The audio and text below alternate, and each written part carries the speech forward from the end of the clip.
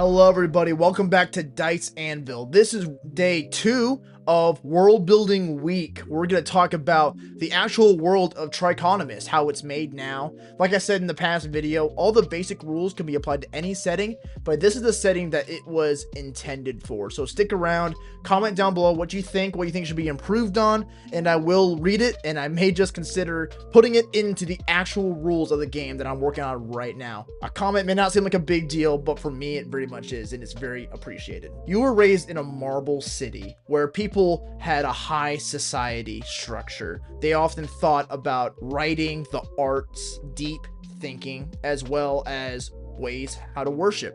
What do they worship?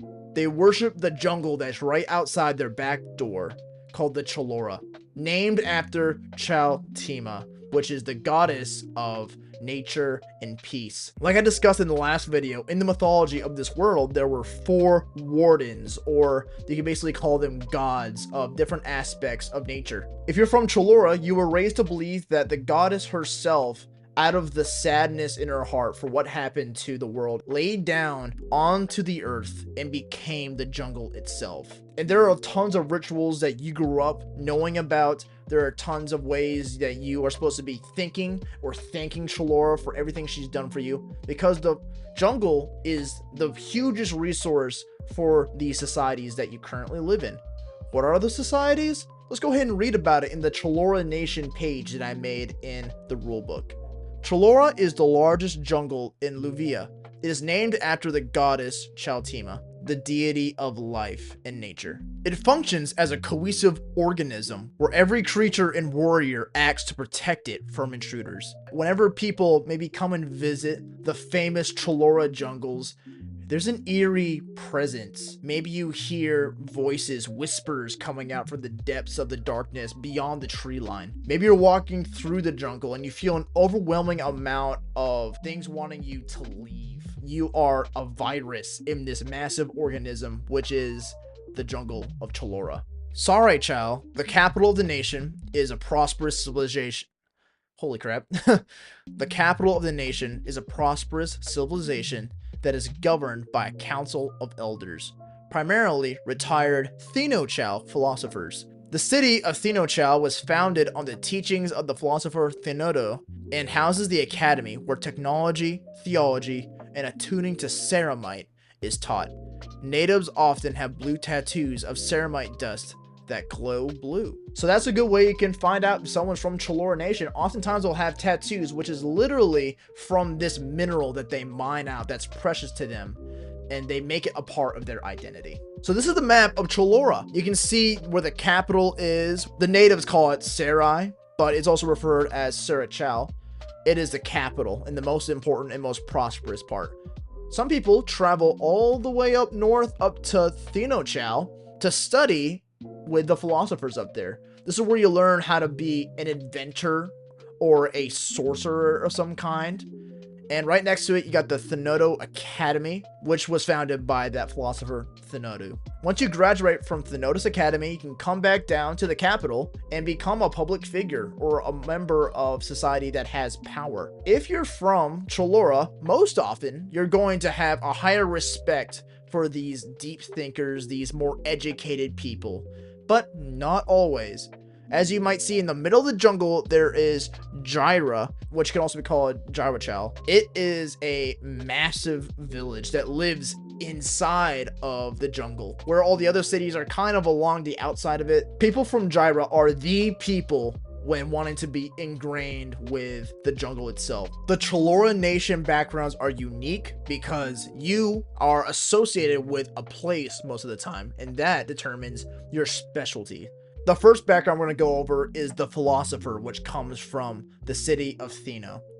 Thenochal is a city which is completely integrated with the Academy, founded by the great philosopher Thenodos.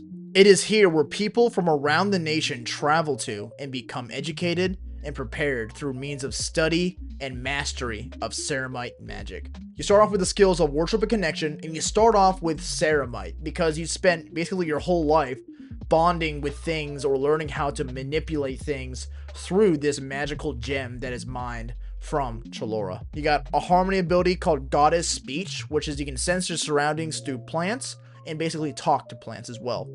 You got Nexus Creature, which is you can summon a creature with a nexus that's formed. And a nexus is a connection you have with something through that Ceramite gem. And you got Chaltima's Zealot, which is a passion ability. I should have hit magic before talking about these.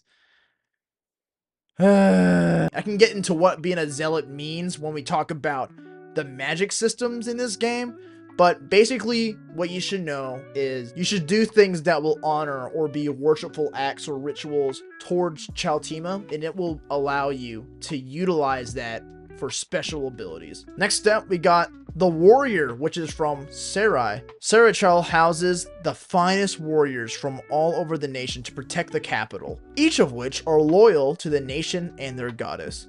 Very simple. It's just a warrior or of some kind that protects the capital. They start off with Fortitude and Grappling. They got 2 abilities. One's for Passion. It's called For Chalora, which you can add 2d6 attack dice to the next attack that you have, which is huge. Out of the love for your nation, you're about to inflict some serious damage on somebody.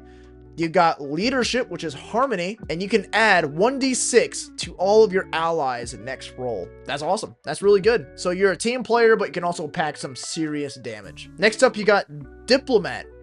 A luxury that comes with living in a prosperous nation is the ability to take advantage of several opportunities. Diplomats and their silver tongue have the ability to shape society for their gain. This is a smooth talker, someone that's definitely a politician. They start off with skills in culture and peacemaking. They got 2 abilities, one in Harmony called Small World, and basically use that ability and you automatically have a relationship with an NPC. You roll in Harmony to determine what kind of relationship that is. But this is awesome. This is actually one that I've utilized in other RPGs that I've made, and I love it. I love that you can go ahead and make a roll to see maybe your relationship with someone that we literally just met. So that's awesome. We got Soapbox, which is a passion ability. The surrounding NPCs begin to side with the diplomat's ideals and possibly rally. So basically give an inspiring speech and manipulate the crowd around you. This is awesome because it's using the surrounding environment to your advantage. And I love that. I love that. Love that. Love it, love it, love it. Next up, we got the Hunter, which is from Gyra.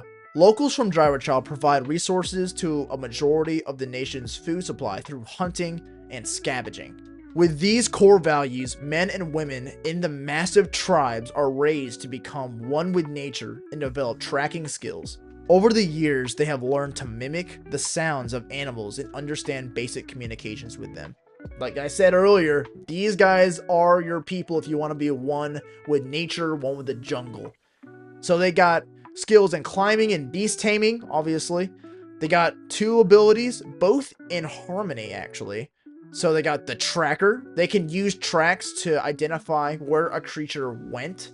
And they got Hunter Echo, which is you can use basic communication with a creature. Wild and very useful. Imagine seeing a horse on the side of the road, using a Harmony point and being able to communicate with that horse.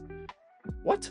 Again, it's basic communication, but still super utilizable. All of these backgrounds have a social perk, which is a nature skill. So you automatically get an extra skill in nature, which makes sense because they all worship the jungle in some way or another. Chalora people think of themselves as better than any other nation because they're worshiping the true being that deserves it. Everyone else doesn't really like the idea of Chalora, the jungle, and the goddess because they kind of see it as more of a dangerous or just fake thing. And that is insulting to you. And if you truly love your nation, then you'll stand up for your goddess in that way. So there you go. If your character is from the Chalora nation, you can refer to this video to find out how that character works, what their ideals are, what their beliefs are. Please leave a comment down below. I want to know what you loved, what you didn't love, what you think should be added. I'll accumulate all that knowledge, and I'm going to improve on this because I really think this RPG should be something that we all develop together. You guys have a good day. World Building Week!